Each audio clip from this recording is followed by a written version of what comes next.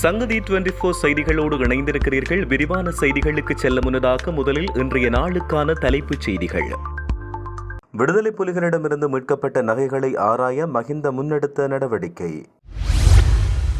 MA Sumanthiran சென்ற கூட்டத்தில் கூச்சல் குழப்பம், வெளியான பகீர் காணொளி. நீண்ட தூர சேவை பேருந்துகளின் பாதுகாப்பு நடவடிக்கை சிறப்பு வேலை திட்டம் முன்னெடுப்பு. தமிழின அழிப்பு நினைவு தூவி கனேடிய தரப்பிடம் இலங்கை அரசு கடும் ஆட்சேபனை. தமிழர் பகுதியில் சுத்தமான குடிநீருக்காய் இயங்கும் மக்கள். கூட்டமைப்பை மஹிந்த தடை செய்திருக்கலாம், சரத் வீரசேகர தெரிவிப்பு.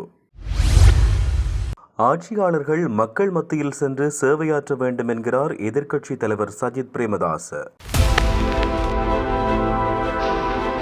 உலகின் 14 நாடுகளில் இருந்து இறக்குமதி செய்யப்படும் மரக்கறி வகைகள், பழங்கள், தானிய வகைகள் மற்றும் 300க்கும் அதிகமான நந்திமார் தயாரிப்புகள் என அனைத்து பொருட்களையும் மொத்தமாகவும் சில்லறையாகவும் எம்மிடம் பெற்றுக் கொள்ளலாம்.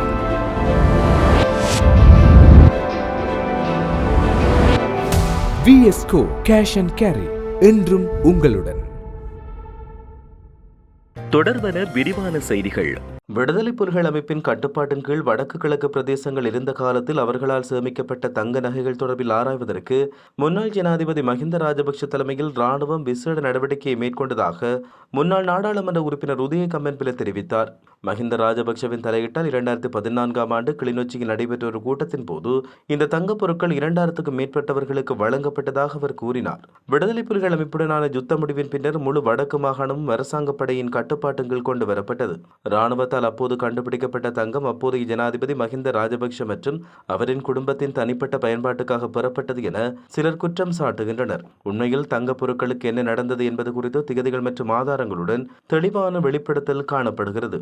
வங்கிகளில் உள்ள தங்கப் பொருட்களின் ஆவணங்களோடு தொடர்புடையவர்களை தேடுவதற்காக ராணுவம் ஒரு பெரிய நடவடிக்கையை மேற்கொண்டதாக தெரிவித்துள்ளார். மஹிந்தவின் தலையிட்டால் 2014ஆம் ஆண்டு கிளிநொச்சியில் நடைபெற்ற ஒரு கூட்டத்தின் போது இந்த தங்கப் பொருட்கள் 2000க்கும் மேற்பட்டவர்களுக்கு வழங்கப்பட்டதாக அவர் தெரிவித்தார். இலங்கை தமிழரசு கட்சிக்குள் பல்வேறு குழப்ப நிலைகள் தொடர்ந்து நிலவி வருகிறது. இந்நிலையில் நடைபெற்று முடிந்த உள்ளூராட்சி மன்ற தேர்தல் 2025 தமிழரசு கட்சி பல்வேறு உள்ளூராட்சி சபைகளில் ஆசனங்களை பெற்றுள்ளது. குறிப்பாக கிழக்கு மாகாணத்தின் திருகோணமலை மாநகர சபையிலும் பெரும்பான்மையான வாக்குகளை பெற்றுள்ளது. இந்நிலையில் திருகோணமலை மாநகர சபையின் மேயர் தெரிவுக்கான தமிழரசு கட்சி கூட்டம் நேற்று இடம்பெற்றது. இதன்போது தமிழரசு கட்சியின் பதில் செயலாளர் சுமந்திரன் கலந்து கொண்டார். தமிழரசு கட்சியின் முக்கிய கூட்டங்கள் ஒவ்வொன்றிலும் குழப்ப நிலை இடம்பெறுவதைப் போல நேற்றைய கூட்டத்திலும் கலந்துரையாடல்களுக்கிடையில் குழப்ப நிலை ஏற்பட்டதாக தெரிவிக்கப்பட்டுள்ளது. நீண்ட தூர சேவை பேருந்துகளின் இயக்கத்தில் பல பாதுகாப்பு நடவடிக்கைகளை மேற்கொள்ள இலங்கை போக்குவரத்து சபை முடிவெடுத்துள்ளதாக அதன் தலைவர் ஜீவக பிரசன்ன கூறினார். அதன்படி 6 மணி நேரத்துக்கு மேலாக நீண்ட தூர சேவை பயணத்துக்காக 2 டிப்போக்களை இணைத்து 2 பேருந்துகளை இயக்க திட்டமிடப்பட்டதாக அவர் தெரிவித்தார். கரடியல்ல பகுதியில் நடந்த பேருந்து விபத்து குறித்து இலங்கை போக்குவரத்து சபை நடத்திய விசாரணையின் இறுதிக்கட்டத்தை எட்டியுள்ளதாக அவர் தெரிவித்தார். இதனிடையே இரவில் இயக்கப்படும் நீண்ட தூர சேவை பேருந்துகளை சிறப்பு ஆய்வுக்குட்படுத்துமாறு அனைத்து போலீஸ் அதிகாரிகளுக்கும் பதில் போலீஸ் ஆய்வாளர் அறிவித்துள்ளதாக தெரிவித்துள்ளார். இனப்படுகொலை குற்றச்சாட்டு மற்றும் கனடாவில் தமிழின அழிப்பு நினைவு தூவியை அமைப்பதற்கு அனுமதி வழங்கப்பட்டமை குறித்து இலங்கை வெளிவிவகார அமைச்சர் விஜித கேரத் இலங்கைக்கான கனடா உயர்ஸ்தானிகர் எரிக் வோல்ஷிடம் தன்னுடைய கடுமையான ஆட்சேபனையை தெரிவித்தார். இலங்கை வெளிவிவகார அமைச்சுக்கு கனடா தூதுவரை இன்று அழைத்து வெளிவிவகார அமைச்சர் தன்னுடைய கடுமையான ஆட்சேபனையை தெரிவித்தார். ஆதாரமற்ற இனப்படுகொலை குற்றச்சாட்டுகள் அது தொடர்பில் நினைவு தூவியை ஸ்தாபிப்பதற்கு அனுமதி வழங்கியமை குறித்த இலங்கை அரசின் கடும் ஆட்சேபனையை இலங்கைக்கான கனடாவின் உயர்ஸ்தானிகரிடம் அவர் வெளியிட்டார். இலங்கையின் பன்முகத்தன்மை கொண்ட சமூகங்களிடையே தேசிய ஒற்றுமை, தேசிய நல்லிணக்கம் மற்றும் நீடித்த அமைதியை ஏற்படுத்துவதற்கான அரசின் தொடர்ச்சியான முயற்சிகளுக்கு இது தடையாக விளங்கும் சிக்கலை ஏற்படுத்தும் என்றும் தெரிவித்தேன். இவ்வாறு அவர் குறிப்பிட்டார்.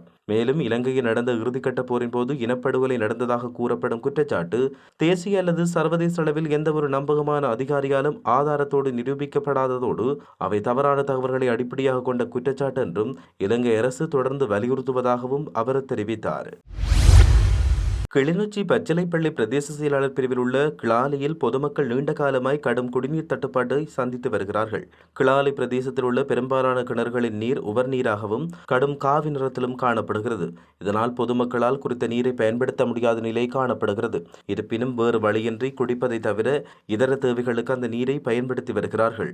கடும் காவி நிறத்தில் உள்ள நீரில் ஆடைகளை கழுவுவதன் மூலம் அவை நிறம் மாறி அழுக்கு ஆடைகள் போல காணப்படுவதாகவும் பொதுமக்கள் குறிப்பிடுகின்றனர்.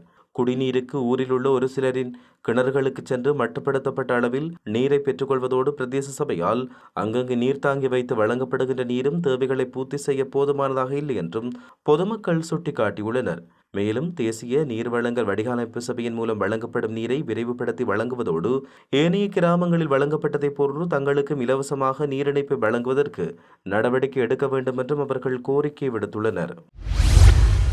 கூட்டமைப்பை மஹிந்த தடை செய்திருந்தால் பல பிரச்சனைகளுக்கு தீர்வு கண்டிருக்கலாம் என சரத் வீரசேகர தெரிவித்தார்.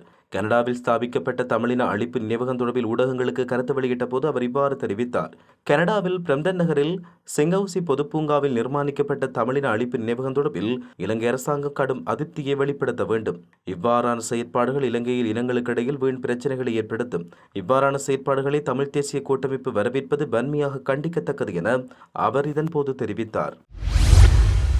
நாட்டின் ஆட்சியாளர்கள் மக்கள் மத்தியில் சென்று சேவையாற்ற வேண்டும் என எதிர்க்கட்சித் தலைவர் சஜித் பிரேமதாச தெரிவித்தார். எதிர்க்கட்சித் தலைவர் மட்டும் நடமாடும் சேவைகளை முன்னெடுக்க வேண்டியதில்லை என்றும் நாட்டின் தலைவரும் அரசாங்கமும் இந்த சேவைகளை வழங்க வேண்டும் என்றும் அவர் தெரிவித்துள்ளார்.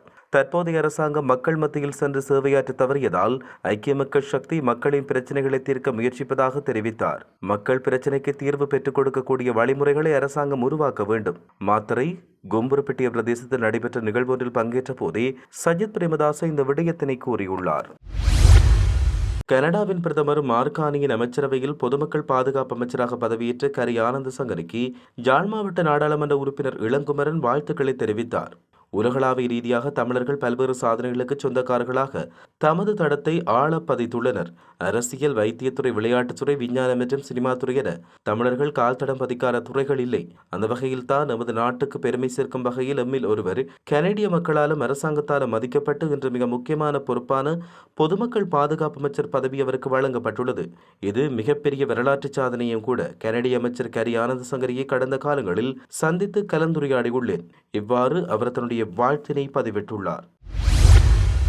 ஆனையிறவு உப்பளத்தில் இதுவரை உப்பு உற்பத்தியை முழுமையாக செய்யவில்லை என்று நாடாளுமன்ற உறுப்பினர் இளங்குமரன் தெரிவித்தார். நேற்று ஆனையிறவு உப்பளம் பகுதியில் மேற்கொள்ளப்பட்ட போராட்டத்தை அடுத்து அங்கு விஜயம் செய்த அவர் இதனை கூறினார். மேலும் கருத்து வெளியிட்ட அவர், தற்போது உப்பு உற்பத்தி செய்யும் இயந்திரம் பழுதடைந்து விட்டது. இதன் காரணமாக இதற்கான உதிரிப்பாகங்களை இந்தியாவில் இருந்து கொள்வனவு செய்து தற்போது அது கொழும்பை வந்தடைந்துள்ளது. ஓரிரு தினங்களில் உப்பளத்தின் உப்பு உற்பத்தி மீண்டும் செயற்பட ஆரம்பித்த பின்னர் நியாயமான விலையில் ஆனையிறவு உப்பு என்ற பெயருடன் உப்பளத்தின் பெயரை பெற்றுக்கொள்ள முடியும்.